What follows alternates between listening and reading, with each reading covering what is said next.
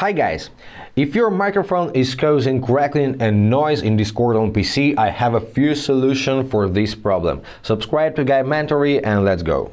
The first solution is in Discord settings, so click on the gear icon next to your profile name and on the left pane scroll down and find voice and video. Now scroll down to the voice processing section. Over here, voice processing, and disable echo cancellation, disable noise suppression, and disable automatic gain control. These features may put extra strain on your microphone. However, if the sound gets worse after this, just revert the settings back.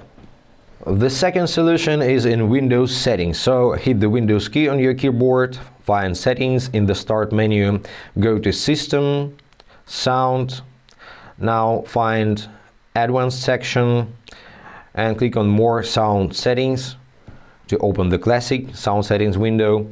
Now switch to the Recording tab, find your microphone, right click and go to Properties. Here select the Advanced tab and disable audio enhancements. Apply settings, close Windows and try to speak in Discord again.